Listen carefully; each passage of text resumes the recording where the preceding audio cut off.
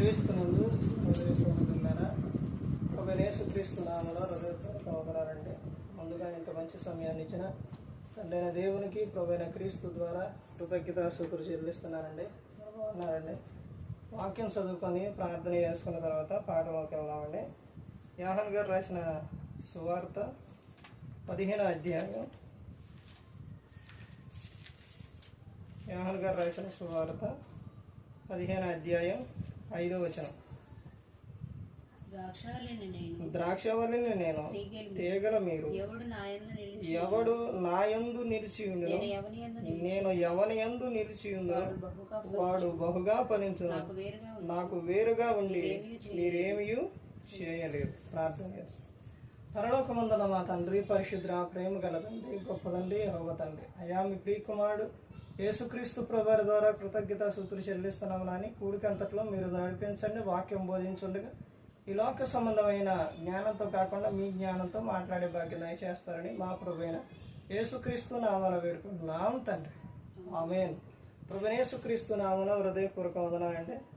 దేవుని కుమారుడు యేసుక్రీస్తు ప్రభువు ఈ లోకానికి వచ్చిన తర్వాత పరలోక రాజ్యం సమీపిస్తుంది కనుక మారు మనసు పొందమని ప్రకటింప మొదలుపెట్టారు. అంశం పాఠం పేరు ఏంటంటే క్రీస్తు లేని జీవితం శూన్యం. క్రీస్తు లేని జీవితం శూన్యం. ఇక్కడ చెబుతున్న రెఫరెన్స్ ఎక్కువ రెఫరెన్స్లు చెప్పనండి, 3 రెఫరెన్స్లు చెప్తాను. అందులోని మొట్టమొదటిగా ఇక్కడ యేసుక్రీస్తు ప్రభువారే చెబుతున్నారు కదా. ఏమని చెబుతున్నారు? యోహాను సువార్త 15వ అధ్యాయం 5వ వచనంలో ద్రాక్షవల్లిని నేను, తీగలు మీరు. చూశారండి? ద్రాక్షవల్లి ఎవరంట? యేసుక్రీస్తు ప్రభువారు. తీగలు ఎవరు? ఆయన యొద్దకు వచ్చిన వారు, ఆయన నమ్ముకున్నవారు. అర్థమైందండి? మీరు తీగలు. తర్వాత ఏమని చెబుతున్నారంటే ఎవడు నా యందు నిలిచి ఉండునో, ఎవరైతే క్రీస్తు యందు నిలిచి ఉంటారో వాళ్ళు ఎలా ఉంటారో చెబుతున్నారు. నిలిచి ఉండును, నేను ఎవరి యందు నిలిచి ఉండును వాడు బహుగా ఫలించును. బహుగా ఫలిస్తారంట. తర్వాత నాకు వేరుగా ఉండి మీరేమీ చేయలేరు. క్రీస్తుకు వేరుగా ఉండి ఎవరైనా చేయగలుగుతారా? చేయలేరు. క్రీస్తు దగ్గర ఉండి ఆయన హత్తుకొని ఆయన ప్రతి ఒక్కటి కూడా ఆయనతో ఉన్నప్పుడు ఏదైనా కానీ ఇస్తారు. క్రీస్తుకు వేరుగా ఉండి ఏం చేయలేరు. ఇక్కడ చాలామంది ఒక సందర్భం చెబుతారు. ఏంటి అని అంటే దేవుని గురించి చెబుతారు.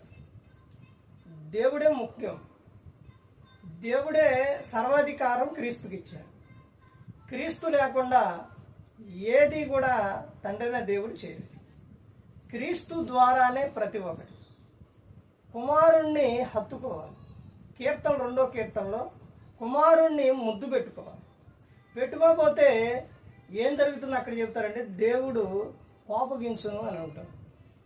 అసలు మనల్ని పిలిచింది ఎందుకంటే కొరింథీయులకు రాసిన మొదటి పత్రిక 1వ అధ్యాయంలో 8-9 వచనాల్లో దేవుడు నమ్మదగిన వాడు, ఆయన మనల్ని ఎందుకు పిలిచారంటే ఆయన కుమారునితో సహవాసం చేయుటకు పిలిచారు. ఆ కుమారుడు అనేక సహోదరులు జ్యేష్ఠుడవ్వాలని దేవుడు చెబుతున్నాడు.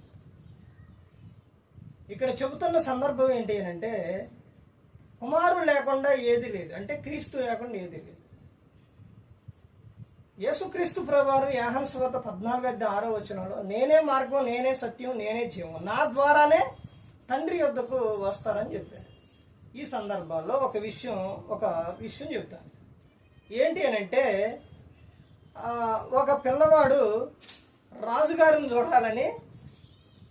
చూడాలని బయలుదేరి కోట దగ్గరికి వెళ్ళిన తర్వాత బయట నుంచున్నప్పుడు ఏంట్రా బాయ్ ఏంటి అక్కడ ఉన్నోళ్ళు అడిగారు ఏంటని. అయ్యా నేను రాజుగారిని చూడాలి అని అన్నాడు. రాజుగారిని చూడాలి, నువ్వు రాజుగారిని చూడాలి అని అన్నారు.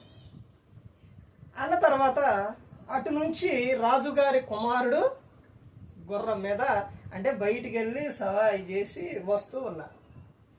ఆ పిల్లవాడిని చూసి ఏంటి బాబు ఎక్కడున్నావంటే అయ్యా నేను రాజుగారిని చూడాలనుకుంటున్నా అయ్యా అని అంటే రా వెళ్దామని ఆ గుర్రం మీద ఎక్కించుకొని తీసుకెళ్తాడు.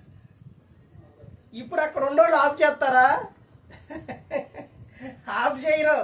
సరే లోపలికి వెళ్ళిన తర్వాత ఆ పిల్లోడు కుమారుడు ఏమంటే వెళ్తా ఉంటే ఆడిట్ట చూస్తా ఉన్నారంట.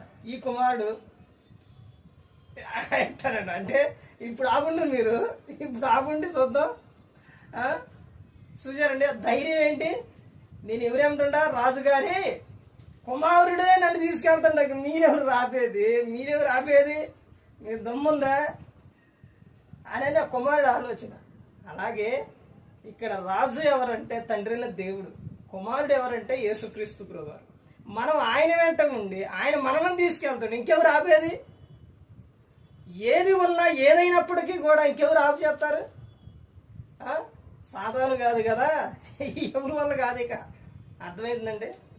పాపాలు క్షమించేది ఎవరు? యేసుక్రీస్తు ప్రభువారు. ఆయన క్షమించి ఆయన తీసుకెళ్తుంటే, ఆయన వెంట తీసుకెళ్తుంటే అసలు ఎవరు ఆపు చేయలేరు. అందుకని ఈ పాఠం పేరండి క్రీస్తు లేని జీవితం శూన్యం. అర్థమైందండి. క్రీస్తు లేకపోతే మన జీవితం అంతా శూన్యమే. ఇక్కడ చెబుతున్న సందర్భం అది. నాకు వేరుగా ఉండి మీరేమీ కూడా చేయలేరు.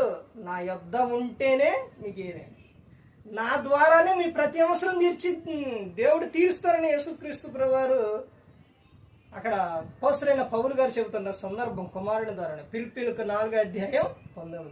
కాగా దేవుడు తన ఐశ్వర్యం చొప్పున క్రీస్తు యేసునందు మహిమలో మీ ప్రతి అవసరం కూడా తీరుస్తారు. చూడండి క్రీస్తుని గురించి చూడండి. అపోస్తలుడైన పౌలు గారు ఎఫెసీయులకు రాసిన పత్రిక 2వ అధ్యాయం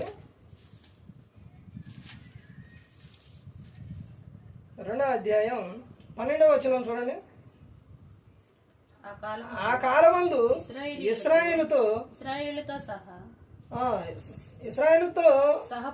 సహపౌరులు కాక పరదేశులను, వాగ్దాన నిబంధన లేని పరజనులను, నిరీక్షణ లేని వారును, లోకమందు దేవుడు లేని వారునై ఉండి క్రీస్తుకు దూరస్తులై ఉంటిరని మీరు జ్ఞాపకం చేసుకునుడి. ఒకప్పుడు ఎలా ఉన్నారు? దేవునికి క్రీస్తుకి ఎలా ఉన్నారు మీరు? దూరంగా. తర్వాత చెబుతున్న విషయం 13వ వచనంలో, అయినను మునుపు దూరస్తులైన మీరు ఇప్పుడు క్రీస్తు యేసు నందు క్రీస్తు రక్తం వలన సమీపస్తులై ఉన్నారు. ఎవరి ద్వారానంట? క్రీస్తు ద్వారా. అంటే ఇది వరకు మీరు దూరస్తులై ఉంటేనని మీరు జ్ఞాపకం చేసుకోండి. దూరస్తులై ఉన్నారు, కానీ ఇప్పుడు సమీపస్తులై ఉన్నారు. ఎలా ఉన్నారు అని అంటే అక్కడ అయినను మునుపు దూరస్తులైన మీరు ఇప్పుడు క్రీస్తు యేసు నందు క్రీస్తు రక్తము వలన సమీపస్తులై ఉన్నారు. ఎవరి ద్వారా? అక్కడ 2 విషయాలు కనబడుతున్నాయి. ఏంటది? క్రీస్తు నందు. రెండోది ఏంటి? క్రీస్తు రక్తం వలన. క్రీస్తుని నమ్ముకున్న తర్వాత, క్రీస్తుని అంగీకరించిన తర్వాత ప్రతి ఒక్కరూ కూడా ఆయన శరీరము రక్తం తీసుకోవాలి. తీసుకుంటేనే ఇక్కడ ఏం జరుగుతుంది?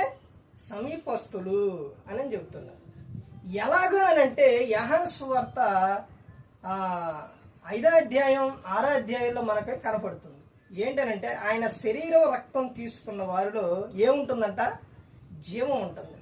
వారిలో ఎవరుంటారంట? క్రీస్తు ఉంటారంట. వారిని అంత్యదినమున నేను లేపుదును అని చెబుతున్నారు. అంటే క్రీస్తు శరీరము రక్తం తీసుకోవటం వలన వారిలో ఎవరున్నారు? క్రీస్తు ఉన్నారు. క్రీస్తు వారిలో ఉన్నప్పుడు అసలు ఎలా ఉంటుందో ఒకసారి ఆలోచించండి. ఆయనే నివాసం చేస్తున్నారు. ఇప్పుడు ఇది వరకు మీరు దూరస్తులై ఉన్నారు. ఇప్పుడు ఎవరు ఏందంట? క్రీస్తునందు క్రీస్తు రక్తం వలన మీరు సమీపస్తులై ఉన్నారు అని చెబుతున్నారు. చూశారండి, అసలు సృష్టిలోనండి అసలు క్రీస్తు లేకుండా ఏదీ లేదు. శిష్యులతో ఏమని చెప్పారు? మిమ్ములు చేర్చుకున్నవారు నన్ను చేర్చుకున్నాను, నన్ను చేర్చుకున్నవారు నా తండ్రిని చేర్చుకున్నవారు. మిమ్ములు నిరాకరిస్తే నన్ను నిరాకరించును, నన్ను నిరాకరిస్తే నా తండ్రిని నిరాకరించును అని చెప్పారు. ప్రతి ఒక్కటి కూడా క్రీస్తు ద్వారా. ఆయన అధికారం చూడండి. అపోస్తలులు చివరిగా అంటే బైబిల్ గ్రంథంలో చాలా వచనాలు ఉన్నాయి. ఇంకా అంశం తీసుకెళ్ళడం చాలా పెద్దది. అంటే మనం ఇప్పుడు చెప్పిన 3 వచనాల్లో ఇది 3వ వచనం అనమాట. అపోస్తలుడైన పౌలు గారు కొలస్సీయులకు రాసిన పత్రిక 1వ అధ్యాయం 16-17 వచనాలు చూడండి. అన్నిటికంటే ముందుగా ఉన్న వాడు ఆయనే సమస్తమునకు ఆధారభూతుడు. చూసారండి, 16 నుంచి రండి కనబడుతుంది. ఎలయనగా ఆకాశమందున్నవి భూమి యందున్నవి దృశ్యమైనవి గాని అదృశ్యమైనవి గాని అవి సింహాసనములైనను ప్రభుత్వములైనను ప్రధానులైనను అధికారములైనను సర్వమును ఆయన యందు సృజింపబడెను. సర్వమును ఆయన ద్వారాను ఆయనను బట్టి సృజింపబడెను. ఆయన అన్నిటికంటే ముందుగా ఉన్నవాడు ఆయనే సమస్తమునకు ఆధారభూతుడు. చూశారండి ఎంత అధికారం ఉందో క్రీస్తుకి. ఇప్పుడు మన జీవితంలో క్రీస్తు లేకపోతే ఏంటి? శూన్యమేనండి. చూశారండి, సమస్తానికి ఆధారభూతుడు ఎవరు? యేసుక్రీస్తు ప్రభువేనండి. క్రీస్తు లేకుండా ఏది కూడా లేదు. తండ్రి అనే దేవుడు క్రీస్తుకి అంత అధికారం ఇచ్చారు. ఎందుకనంటే ఆయన ఏకైక కుమారుడు. తండ్రి అనే దేవునికి ఏకైక కుమారుడు యేసుక్రీస్తు ప్రభు, దేవుని కుమారుడు. ఆయనకు సర్వాధికారం తండ్రి అనే దేవుడు ఇచ్చి ఉన్నాడు. అందుకని ప్రతి ఒక్కరు గమనించుకోవాలండి, క్రీస్తు లేకుండా ఏది కూడా లేదు. ఏది లేదు. మనం పరలోకం చేరాలన్నా అది క్రీస్తు ద్వారానే, ఇక్కడ ఫలించాలన్నా ఏదైనప్పటికీ అది క్రీస్తు ద్వారానే. క్రీస్తుకి సమీపస్తులై మనం ఎలా ఉంటామనంటే, ఆయన శరీరం రక్తం తీసుకున్నప్పుడు మనం ఎలా ఉంటాం? సమీపస్తులై ఉంటామని. అంటే సమీపస్తులంటే దగ్గరగా మనం ఉంటామన్నమాట. అందుకని ప్రతి ఒక్కరు గమనించాలి, ఏ ఒక్కరు కూడా నశించి నరకానికి వెళ్ళిపోకూడదని యేసుక్రీస్తు ప్రభువారు ఈ లోకానికి వచ్చి మనందరి కోసం శిలువలో తన ప్రాణాన్ని పెట్టి ఉన్నారు. ఎందుకనంటే ఆ పరలోకం చేరాలి, ఎవరు కూడా నరకానికి వెళ్ళిపోకూడదని. నరకం అగ్ని ఆరదు, పురుగు చావదు, భయంకరంగా ఉంటుంది. కాబట్టి ఆ నరకానికి వెళ్ళిపోకూడదని యేసుక్రీస్తు ప్రభువారు మన కోసం శిలువలో తన ప్రాణాన్ని పెట్టాడు. ఆయనతో సహవాసం చేసినప్పుడు, ఆయనతో ఉన్నప్పుడు నీలోకం విడిచిన పరలోకానికి చేరుకుంటాం. మరి ఈ విధంగా నిలబెట్టి మాట్లాడించిన తండ్రి నేను దేవునికి కృతజ్ఞతాస్తుతులు చెల్లిస్తూ ఇంతవరకు శ్రద్ధగా ఉన్న మీకు ప్రభు పెట్టిన హృదయపూర్వక చెల్లిస్తూ మాట్లాడుతాను. అందరికీ